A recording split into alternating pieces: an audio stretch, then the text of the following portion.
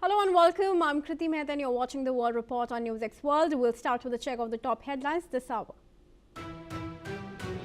U.S. forces seizes one more sanctioned oil tanker in Caribbean Sea this week, the third such in 3 days. Owner of Swiss ski resort bar where 40 died in New Year's Eve fire taken into custody. Jacques Moretti was a potential flight risk. U.S. job growth slows in December amid business caution about hiring because of rising AI investments. Unemployment rate eases to 4.4%. Russia strikes Ukraine with the Oreshnik ballistic missile, one of its most advanced weapons. U.S. officials discuss sending payments to Greenlanders as part of its bid to convince them to secede. Greenland and Denmark say they're not for sale. European leaders stand behind Copenhagen and Nuuk.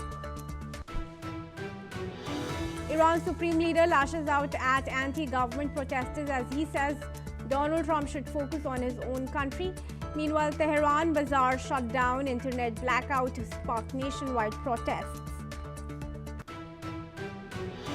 U.S. Vice President J.D. Vance accuses media of mishandling the eye shooting of 37-year-old Rennie Nicole Good as Minneapolis protests follow controversial shooting. Elon Musk's X puts limits on use of AI tool Grok after outcry over sexualized deepfakes.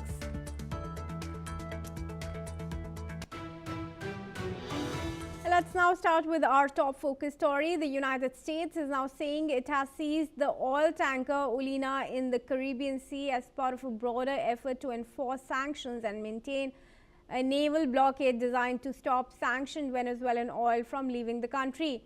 Officials describe the Olena as part of a so-called ghost fleet of vessels that use deceptive practices, often sailing under false flags and turning off tracking systems to evade detection and shuttle embargoed oil. Homeland Security Secretary Kristi Noem said the tanker departed Venezuela attempting to evade U.S. forces and was intercepted by the U.S. Coast Guard, coordinated with the Departments of Defense, State and Justice. This marks the fifth tanker intercepted in recent weeks under the Trump administration's crackdown on illicit oil shipments. U.S. officials say these seizures aim to disrupt financial flows that may support narcotics, trafficking and terrorism, and to enforce both U.S. and international sanctions. I request David K. Johnston, who's an American author, to join me in this discussion here. Thank you very much, David, for joining me. David, how do you assess this situation? Who are the people really behind this so-called illicit transfer of Venezuelan oil, even with the U.S. oversight on the country and the Caribbean? Well, Donald Trump believes, and I've been trying to warn people about this now for 15 years, that as president, he is dictator of America and the world, and that he's not subject to any kind of regulation or authority by anyone else. He can do anything he wants. And today's New York Times, a paper I worked at for many years, says exactly that in this headline I'm holding up. That he believes he's not subject to the limits of the Constitution.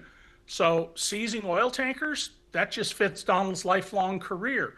He has been found to have cheated investors, cheated workers, even cheated gamblers at one of his casinos, cheated bankers. It's been his entire life, is stealing from other people and cheating people.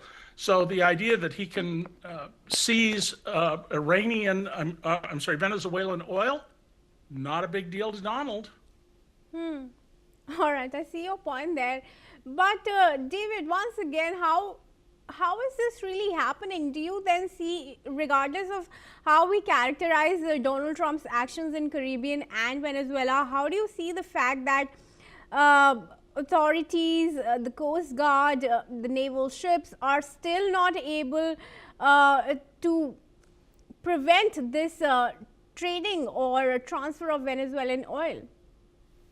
Well, the U.S. has enough ships, both between the Navy and the Coast Guard, that if they want to interdict these ships, they can do that. You'll recall that in recent weeks, Trump has been hitting with missiles fishing boats, basically, and killing fishermen under the claim that they're drug traffickers. And of course, there's no evidence because the fishermen and their boats are at the bottom of the Caribbean. But the U.S. can interdict these ships. We have enormous resources. We can track every ship we want to from satellites and drones. And they can stop, if the administration wants to, every single ship leaving or bringing to Venezuela light fuels. Venezuelan oil is so thick, it's called pudding, that you can't put it in a pipeline unless you thin it first. Yeah. All right. David, on a larger question, how do you see Trump making use of the excess oil from Venezuela that it now has access to? There's also the question of security, safety issues for the companies that might want to invest here. Then there's the question of the pipelines, if they are fit for the thick crude of Venezuela that we're talking about. Well, seizing Venezuelan oil is going to have a negative impact on the American oil drilling business and the number of drilling rigs in the country. Remember, Donald said under his administration, it'll be drill, baby, drill. The number of oil rigs that are operating is down and continuing to slide. Oil prices are down for a variety of reasons, including things going on in China. But these movements by Donald are not going to be good for the oil business over a period of time. The price of oil has already fallen below the necessary price to extract what's called tight oil, small pools of oil from mostly oil shales in the United States. So this is all indicative of Donald's just appalling ignorance about economics, geopolitics, and basics of science like the issues involved with oil production, refining, and sales. All right, David, thank you very much for your comments in this discussion. Request you to stay on. Moving ahead, viewers, let's cover some news on Greenland now.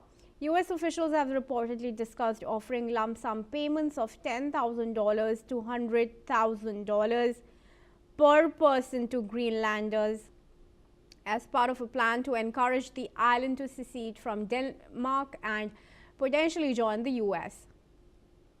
While the exact logistics are unclear, sources say the idea is being taken more seriously following the U.S. capture of Venezuelan leader Nicolas Maduro, with some aides say as momentum for broader geopolitical goals. Greenland, an autonomous Danish territory with about 57,000 residents, has long debated independence, but most Greenlanders do not want to join the U.S. European leaders, including Denmark, have strongly rejected any attempt to purchase the island, emphasizing that decisions about Greenland must be made by Greenland and Denmark alone. Other options under consideration include a compact of free association, similar to agreements the U.S. has with Micronesia and Palau, which would grant military access and trade benefits in exchange for services. White House officials say they prefer diplomatic or financial approaches, but have not ruled out military intervention. Critics say offering payments risks appearing transactional and insulting to Greenlanders who value their sovereignty and cultural identity. All right, I request David to join me back in this discussion with his comments first and then some questions. Well, Greenland is a protectorate of Denmark, and the idea that the U.S. can just go and take Greenland is part of Donald Trump's view that there are no limits on him except, as he said, his own morality, which is pretty dubious standard to meet.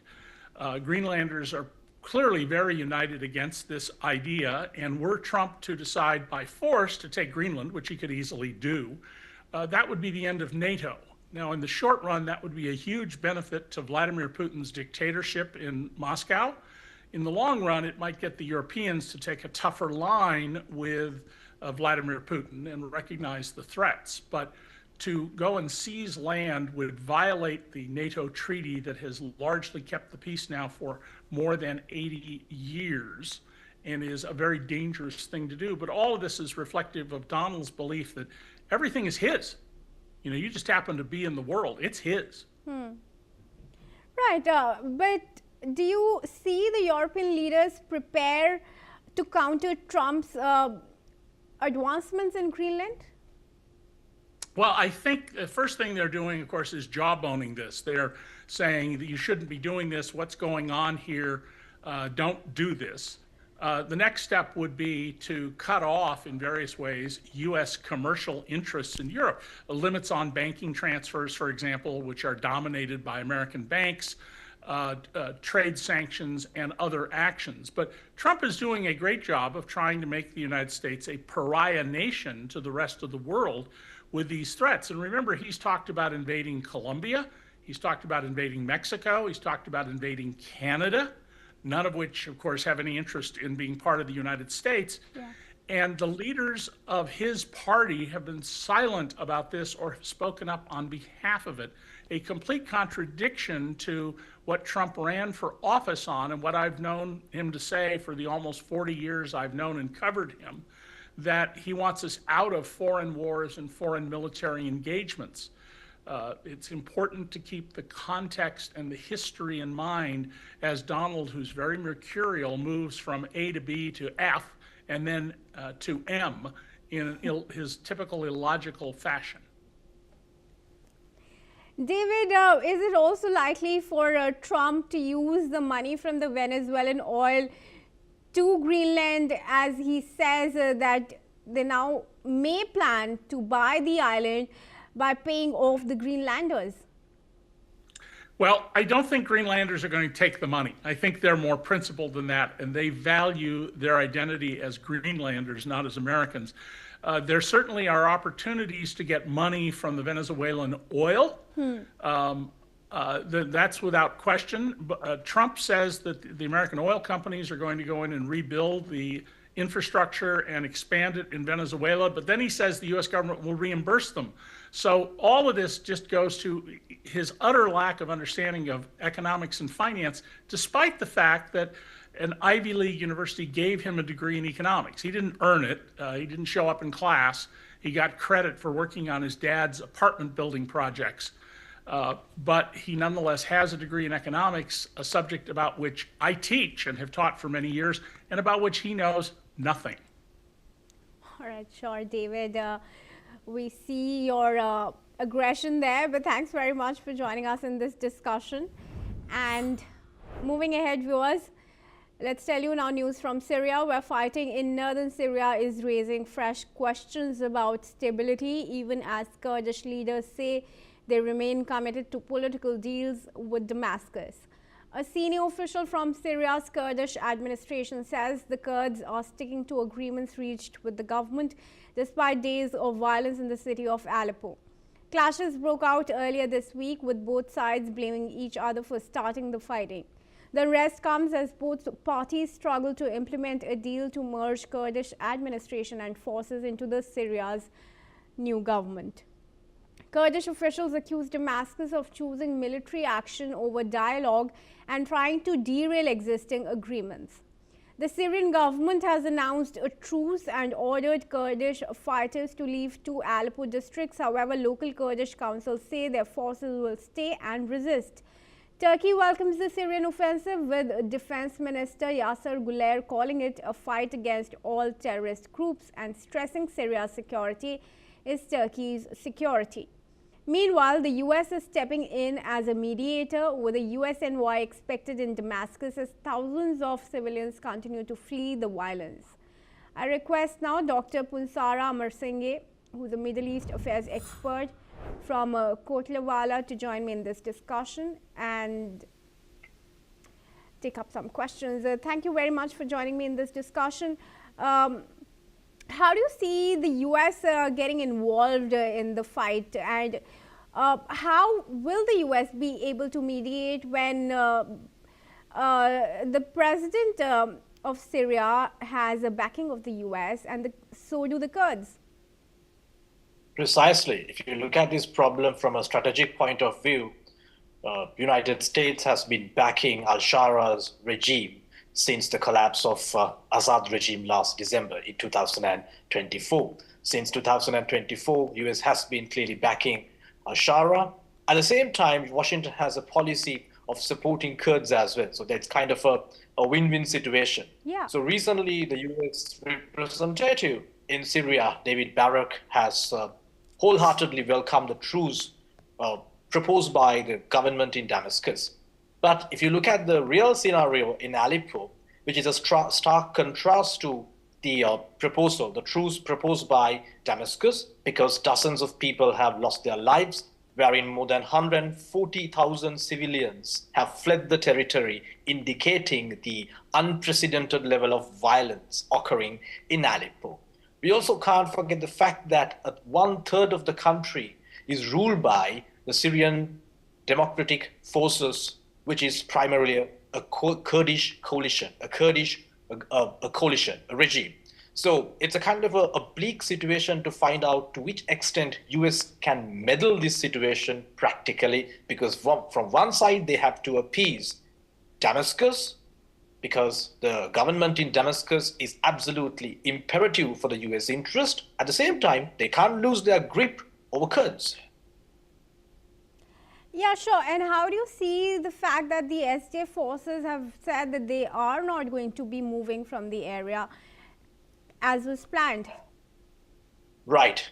Because in order to understand the current position held by the Syrian Democratic Forces, the Kurdish forces, you need to realize that there is a considerable chasm between the ruling regime led by al-Shara and the Kurds. The Kurds are accusing the ruling regime as a bunch of radicals. There is a kind of a fear, the phobia towards Islamic radicalization, radical ideology, which is completely an anathema to the Kurds. The Kurds have been struggling, they've been striving for a sense of autonomy for years and years. And we need to understand, we can't forget the fact that they were deprived when Assad regime was ruling Syria for decades and decades. So since the Assad regime collapsed, the Kurdish forces seem to have seized the moment to dominate and to reach the level of autonomy. So this is why actually they are very much reluctant to withdraw their forces, because they know the vulnerability of the government in Damascus. What's next then going forward? How do you see this conflict resolving? I think you forgot to mention one important factor for the overarching outcome of this conflict, which is none other than Turkey. Turkey has been very much hostile to the Kurdish forces, because we know that there is a huge problem between the Turks and the Kurds in Turkey. The Turks have been struggling for Kurdistan, and this is why the Turkey, the President Erdogan, has been a vocal critique of the Kurdish rights. And simultaneously, the modern day Turkey, being a member of the NATO, has been a tremendous supporter of the newly established government in Damascus. So if you look at the future of this problem, it's going to be very much complicated. All right, thanks very much for joining me in this discussion. We appreciate you joining us and speaking to us. And with that, viewers, we're now going to proceed to news now from Iran, where Foreign Minister Abbas Araghchi has arrived in Beirut and has met with President Joseph Aoun and Foreign Minister Youssef Araghchi. Araghchi has stressed that Iran remains keen on Lebanon's unity and independence, and defending the country was the government's responsibility.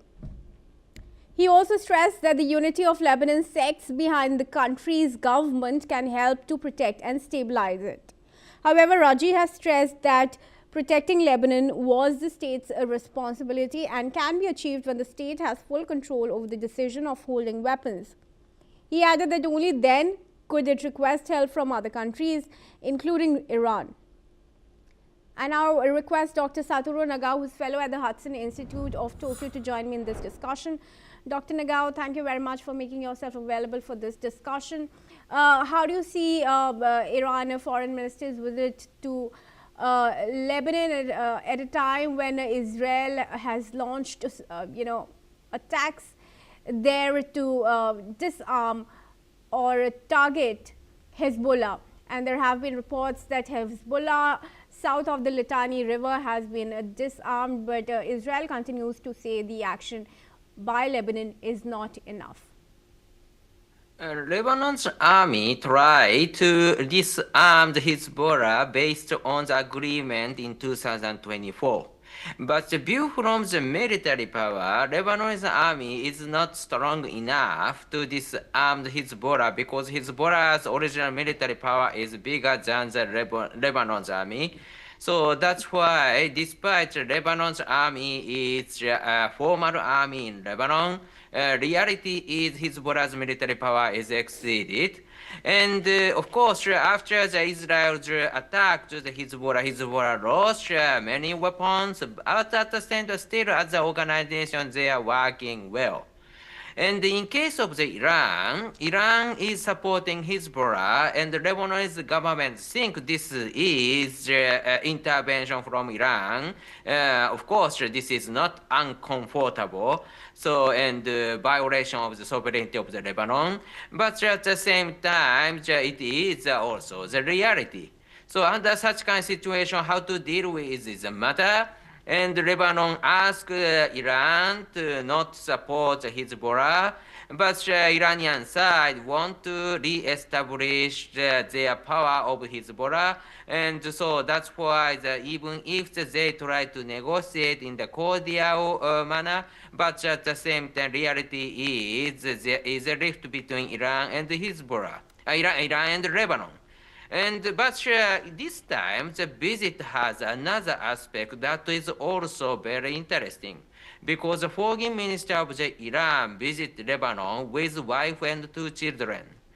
In this case, it is a little bit rare because the family are not a politician.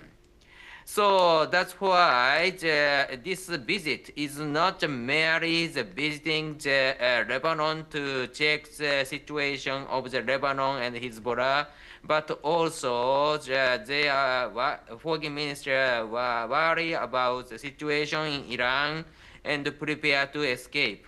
But there is a possibility such kind of situation exists just now. What do you think also has changed the stance as far as the Iran foreign minister is concerned? Because like we know, it was last month only that he had declined the invitation to Lebanon. Anyway, Iran's stance is rely on the situation in Iran. Because currently the big move has happened in Iran, and this will affect the political course of the Iranian government. If the government itself will change, of course, it will affect. But even if the strategic policy is the same, tactically they change gradually could happen. So that's why we need to focusing on what will happen in Iran, and it will affect the situation in Lebanon. All right, thanks very much, Dr. Nagao, then for joining me in this discussion. Moving ahead, viewers, let's cover now some news from Switzerland, which is mourning one of its deadliest recent tragedies. President Guy Parmelin says the country is devastated after a deadly bar fire in the ski resort of Crans-Montana killed 40 people during New Year celebrations. The Swiss president honored the victims and stood with families facing what he called a long and painful road to recovery. Church bells rang across the country and a nationwide minute of silence was observed. President Parmelin made it clear that there must be accountability. He said justice must uncover failures and impose consequences without delay or leniency, calling it a moral duty of the state. European leaders joined the ceremony, including French President Emmanuel Macron, who met grieving families and signed the Book of Condolences. Belgian Prime Minister Bart de Wever, European Parliament President Roberta Metsola and Luxembourg's Grand Duke Guillaume were also present. Swiss officials say a full investigation will follow as the nation seeks answers. Now, bar owners Jacques and Jessica Moretti have also appeared in court in Sion in Switzerland, facing charges over the deadly fire. Lawyers for victims demanded full accountability, questioning how such a tragedy occurred despite Swiss strict safety laws. Let's listen in. Écoutez, on attend que nos clients, que les familles puissent avoir des réponses, puissent se sentir considérés, et puis que toutes les responsabilités de A à Z soient établies. Pourquoi ce drame qui n'aurait jamais dû avoir lieu a pu se produire ici en Suisse, malgré tout un arsenal juridique, un arsenal législatif, un arsenal de surveillance.